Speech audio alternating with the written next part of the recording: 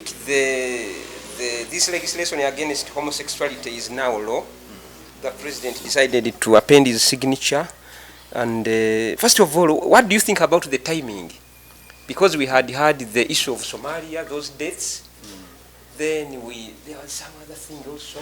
So some people think that the timing when he decides to sign was maybe meant to eclipse and prevent people from exhaustively debating these other things. I think I fall in that category of people, by the way, I must confess. Because he had been with it for weeks. And I must confess that I fall within that category because I felt offended that this country had lost young men and women who have been out there in the Somali desert carrying our flag, fighting against these insurgents. And when a tragedy happens like it happened, instead of mourning here as a country collectively, have enough time to reflect on the having problem. Time to reflect, to ask questions and find the answers of why, then the man ran boom, and the Homosexuality Act. For me, I felt it was offensive. Insensitive. Yes, it was insensitive. I didn't like it at all. But also knowing that there is a lot that could have been done to protect some of those forward bases that are in Somalia. There is a lot that could have been done. But also the way the president tries all the time to deny responsibility. There is humility. When you accept responsibility where things have gone wrong. You own up. You own up. You don't have to run away from everything. Every time he talks now, Africans, you are the problem. Then for him, it's like he's a Muzungu. Finding people he says, to blame. Ugandans, the problem is that you are not serious. You are lazy. The commanders. Yeah. Now you said, oh, the commanders are this. Then he says, oh, you know, these people have been looking at UN allowances. But man, you are the commander in chief. If anybody below you has done anything wrong, in a case where these Ugandan men and women working in the military have had this tragedy, at least even if you don't own up, create that room for the country to reflect and mourn the dead. I think it was insensitive, and for me it was even annoying. Do you know some families that lost loved ones in this? The what? Do you know some families? No. Not yet. Not yet. Yeah. Okay. Yeah. Not yet. But besides that, I think that the Anti-Homosexuality Act. Yes. This is a problem. It's a problem of it's multidimensional.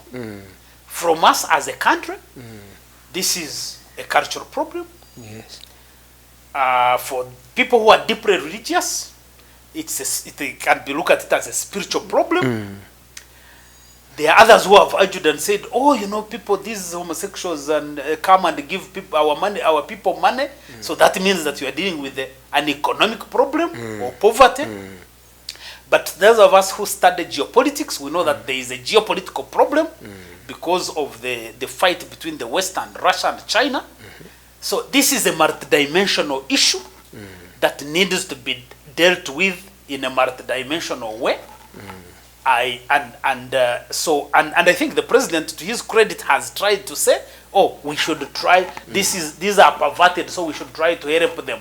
But you see, the law does not stop you from, it does not help, it does not stop the perversion if that's the way you've diagnosed the problem. I think that the idea that the most exciting thing that we have done as a country is to enact a law to kill these people who are accused of homosexuals, to imprison them for this long time. I find it objectionable that because it looks like we are not innovative enough to deal with the multidimensional problem. Incidentally, if you think of this country right now, yes, the biggest killer in this country right now is not going to be homosexuals. The biggest killer is our incapacity to deal with the problem of environmental change, of climate change. If you look at the way climate change is basically manifesting itself with these extremes, because you see that's basically the problem of climate change. When you have rains, they are extreme. You have El Nino, you have whatever. when you have droughts, they are extremes. I am looking for a government that take a balanced approach on how you deal with all these problems.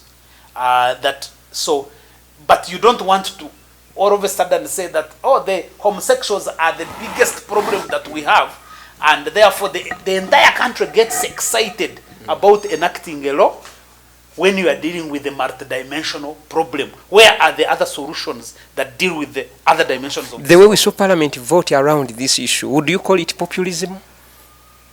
Or failure to correctly understand I think there is a populism, there is excitement, there are emotions, understanding. Since around 2000, I have been, as I've said, I've been involved in public policy processes in this country. Since 2000, there is no policy or law that has been enacted, and there is no background study of where is the problem, what is its magnitude, the mischief, how do you deal with it.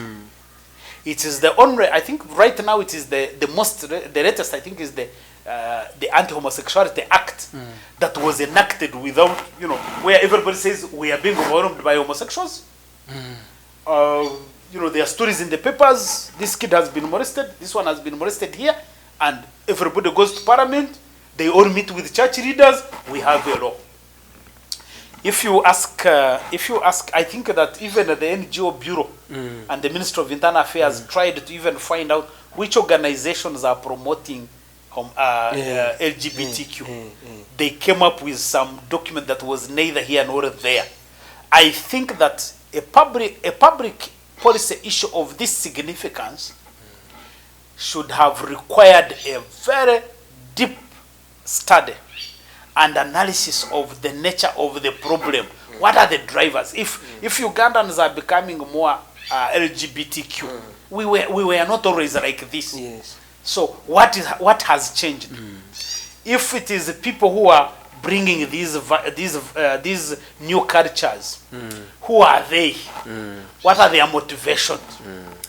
Why are they able to find ground in a deeply conservative society like Uganda? What has changed with our people that they are able to adopt these cultures? I really would have, I think as a policy person, I would have looked at a more nuanced approach to deal with this problem. But the excitement, man, there is nothing that is solved by excitement. No, there's the things that you do with emotions. Because now there is too much emotion of like, we kill the gays, do this one. Sometimes you don't even know whom you are killing. I think that while this is an issue that we have to deal with, I always want to see that we are doing the right thing and we are approaching it the right way. Now, sanctions have been threatened. How far do you think the West can go punishing Uganda over this issue? My view is that the sanctions are really misguided. I think that we need more of engagement because you see, because I think there are two groups that are too emotional. Our president and the legislators here and the religious people, they are too emotional. Because this is cultural things, by the way, cultural issues are inherently emotional. So sometimes you may not even blame people for being emotional, but I think they are emotional on this side.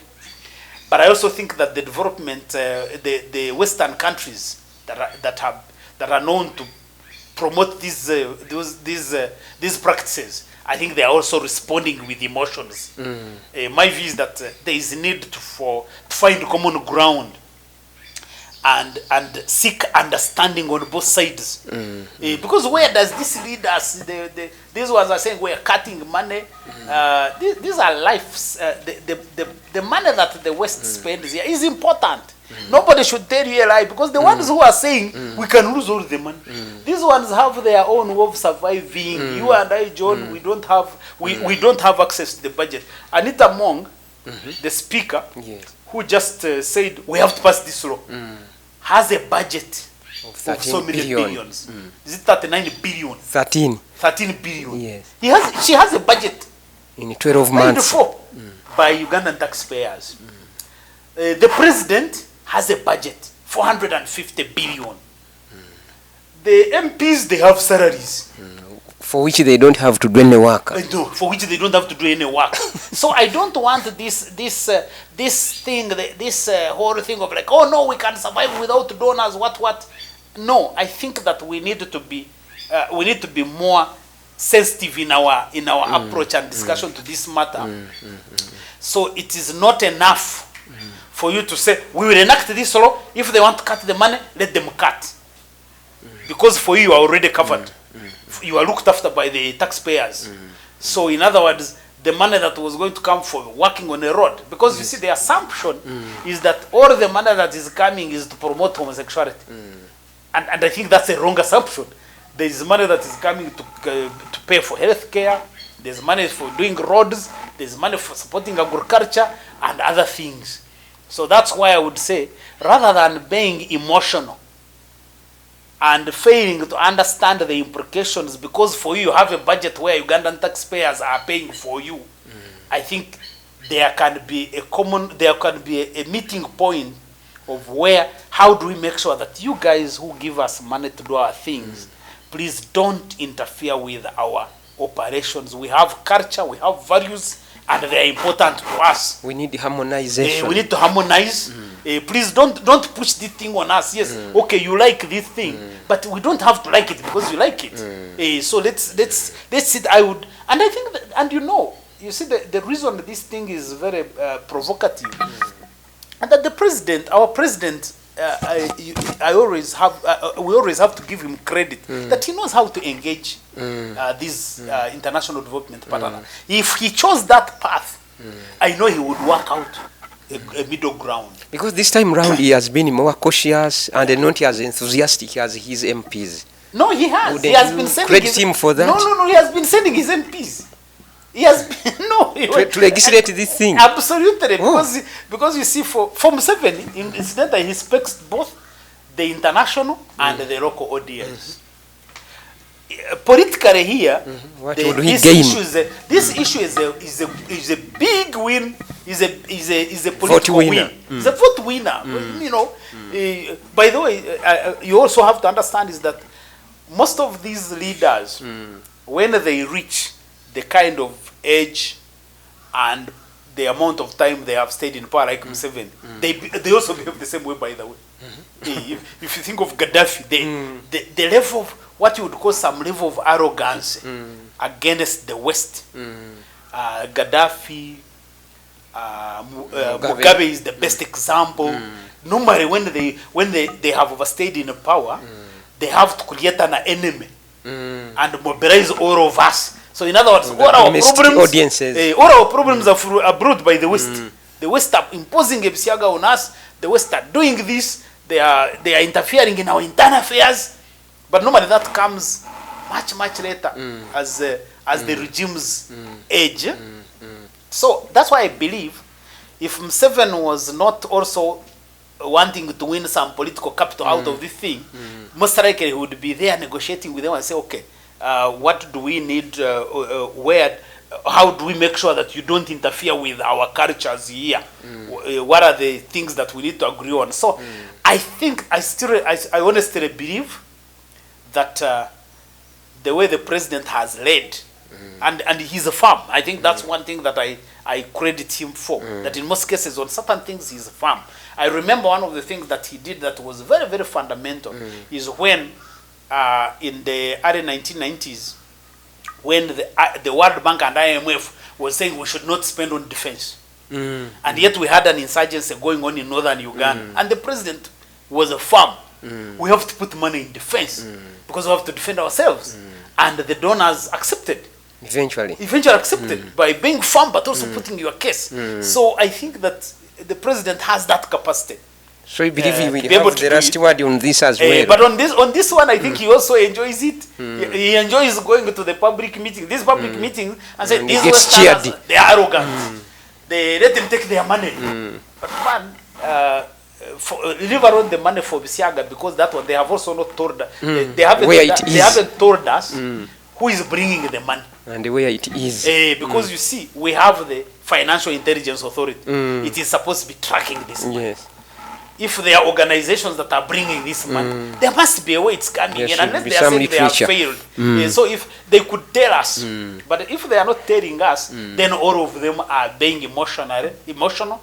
The president, the MPs, the clergy, then the Western donors, they are all acting emotional. At the end of the day, it is the ordinary people that are going to suffer the consequences of their emotional decisions. And I think for me, that's the way I look at it. Very last